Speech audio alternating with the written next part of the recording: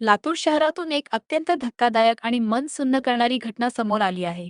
शहरातील मच्छी मार्केट परिसरात एका 22 वर्षीय तरुणावर 5 ते 6 भटक्या कुत्र्यांनी मिळून भीषण हल्ला चढवला. या टोळक्याच्या हल्ल्यात तरुण गंभीररीत्या जखमी झाला होता.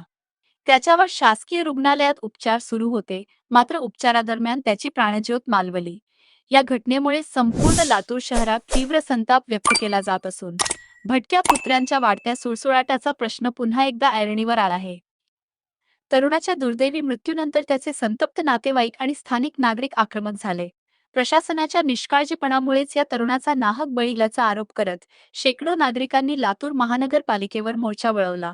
संतापलेल्या जमावाने महापालिकेचे मुख्य प्रवेशद्वार गेट दगडाने तोडून टाकले.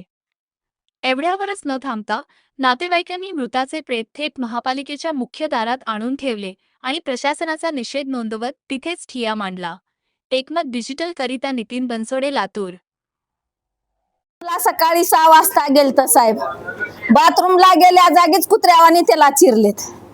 आलो तिथून त्यानं झालं उठून, काय झाले बघा म्हणलं तर कुत्रा चावले म्हणला. दवाखान्यात गेलो, दवाखान्यामध्ये इंजेक्शन लावले, गोळ्या दिल्या, माघारी धाडले. 4 वाजता जास्त झाल्यावर फिर दवाखान्यात नेलो. दवाखान्यात नेल्याच्या नंतर तिथं काय सांगावं आता, घरचंच गेलं, काय सांगा बाबा तुम्हाला. काय नेमकी मागणी आहे?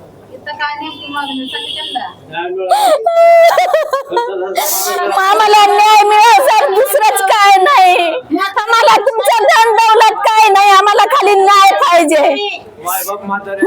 त्यांना पाय पोसणार त्याने गेलं, कोणी नाही म्हाताऱ्यापाशी. न्याय म्हाताऱ्याला पाहिजे.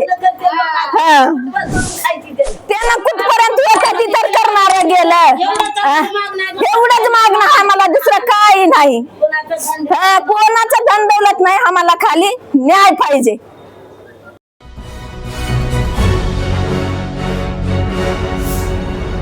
Thanks for watching Ekmat Digital.